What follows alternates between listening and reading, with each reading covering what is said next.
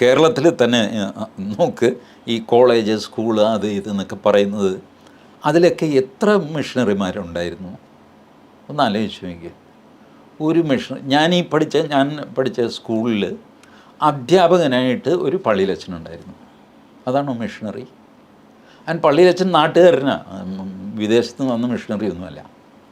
I am speaking about 1960s, 50s, 60s. ഒരു പള്ളിയിലച്ഛനുണ്ടായിരുന്നു.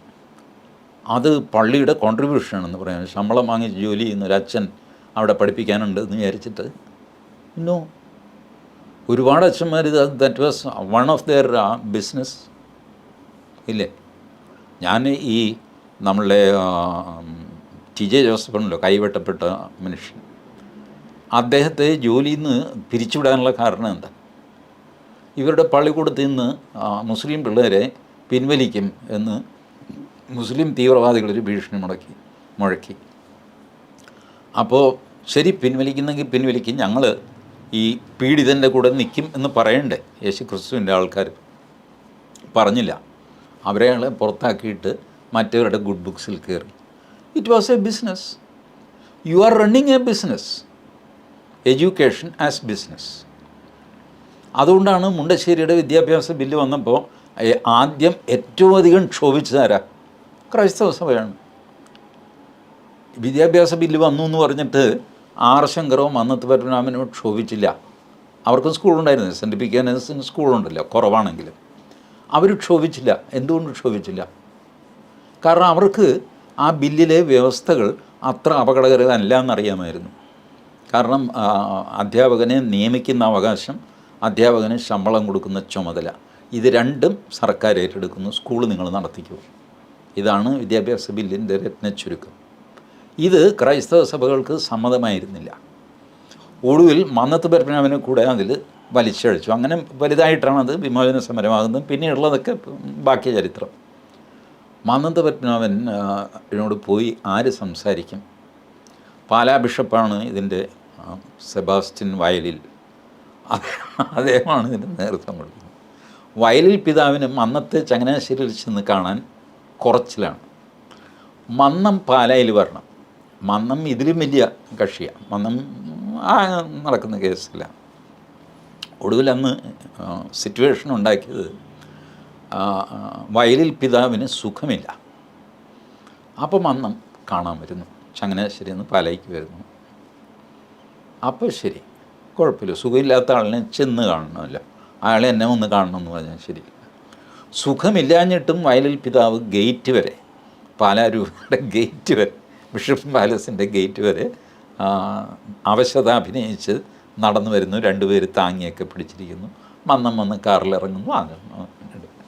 ഇങ്ങനെയാണ് മന്നത്തെ ഇതിനകത്തേക്ക് കോപ്റ്റ് ചെയ്യുന്നത്. മന്നം കയറിയപ്പോൾ മന്നം മണ്ടനൊന്നും ആയിരുന്നില്ല. കയറുമ്പോൾ മന്നത്തിൻ്റേതായ ലക്ഷ്യങ്ങളൊക്കെ ഉണ്ടായിരുന്നു. അതൊരു സൈഡ് സ്റ്റോറി മാത്രമാണ് വിമോചന സമരം. ബട്ട് ഇത്ര വലിയ ത്യാഗസന്നദ്ധതയുള്ള ആൾക്കാരാണെങ്കിൽ പണ്ടോ ചെയ്തില്ല, പോട്ടെ, ഇപ്പോഴെങ്കിലും അധ്യാപക നിയമനം PSCക്ക് വിടുമോ? നിങ്ങളേതായാലും സേവനമാണ് ചെയ്യുന്നത്, നിങ്ങൾക്ക് ഇതിൽ നിന്ന് 5 പൈസ വേണ്ട. പിന്നെ നിങ്ങൾ ഈ അധ്യാപക നിയമനം കയ്യിൽ വേണമെന്ന് പറയുന്നത് എന്തിനാണ്? മിഷണറിമാരുടെ പിന്മുറക്കാരാണല്ലോ ഇപ്പോഴും നടത്തുന്നത്. അവർ പറയണ്ടേ, ശരി PSC വഴിക്ക് നടക്കട്ടെ, ഞങ്ങൾക്കിതിൽ 10 പൈസ ഉണ്ടാക്കാനൊന്നുമില്ല, ചെയ്യുമോ? No. It has been a business always, and you wanted to invest in education. There was an Indian education, there were Indian schools which you have spoiled, demolished. എന്നിട്ട് നിങ്ങളുടെ പള്ളിക്കൂടം കിട്ടി നിങ്ങൾ കാശുണ്ടായിക്കൊണ്ടിരുന്നു. എന്നിട്ട് പറയുന്നു 4 അക്ഷരം പഠിപ്പിച്ചു തന്നത് മിഷണറിയാണെന്ന്. ഏത്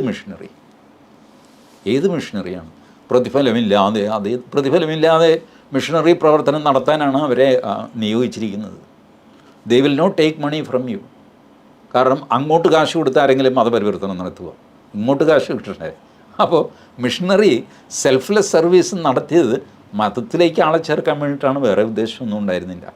ഇതിനിടയ്ക്ക് നന്മ നിറഞ്ഞ ചില മനുഷ്യരുണ്ടാവില്ലേ? എന്ത് ദുഷ്ടപ്രവൃത്തി ചെയ്യുമ്പോഴും നന്മ നിറഞ്ഞ ചില ആൾക്കാർ അതിനകത്തുണ്ടാവും. അവർ നിസ്വാർത്ഥമായിട്ടൊക്കെ പ്രവർത്തിക്കും. ഇവരെ കാണിച്ചുകൊണ്ട് മറ്റേ ഗ്രൂപ്പിനെ മുഴുവൻ അങ്ങ് രക്ഷിച്ചെടുക്കുകയാണ്. ഇവരുടെ കൂട്ടത്തിൽ നല്ല മനുഷ്യരുണ്ട്, മിഷണറിമാരുടെ കൂട്ടത്തിലുമുണ്ട്, കേരളത്തിലെ പള്ളിയിലച്ചന്മാരുടെ കൂട്ടത്തിലുമുണ്ട്. അവരിൽ പലരും ബിഷപ്പാവാൻ മനസ്സില്ലാഞ്ഞിട്ട് രാജിവെച്ച് ഞാൻ വിശ്രമ ജീവിതം നയിച്ചോളാം, സന്യാസ ജീവിതം നയിച്ചോളാം എന്ന് പറയുന്ന ആൾ വരെയുണ്ട്. അങ്ങേരെ എഴുതിയ രാജിക്കത്ത്, മാന്യമായ രാജിക്കത്ത് സോഷ്യൽ മീഡിയയിൽ വന്നിരുന്നു കുറച്ച് വർഷം മുമ്പ്. അങ്ങനെയുള്ള പള്ളിയിലച്ചന്മാർ, ബിഷപ്പുമാർ ഒക്കെയുണ്ട്, ഉണ്ടാകുമല്ലോ. എല്ലാ ഗ്രൂപ്പിലും നന്മ നിറഞ്ഞ മനുഷ്യരുണ്ടാകും, ചീത്ത മനുഷ്യരുണ്ടാകും. അവരെ എക്സാമ്പിളായിട്ട് കാണിച്ചുകൊണ്ട് the whole bad system is being justified with 1 or 2 examples. അത് ഒരു ടെക്നിക്കാണ്.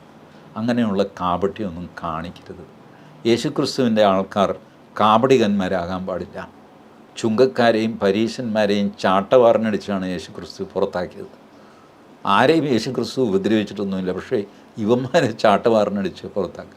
അങ്ങനെ ചാട്ടവാറിനടിച്ച് പുറത്താക്കപ്പെടേണ്ട പ്രവൃത്തികൾ ചെയ്യുന്നവർ കരുതിയിരിക്കണം, വെറുതെ പൊങ്ങച്ചടിക്കരുത്. മഹാത്മാഗാന്ധിക്കെതിരെയാണ് നിങ്ങൾ ഈ പട നയിക്കുന്നതെന്ന് ഓർത്തു വയ്ക്കുക.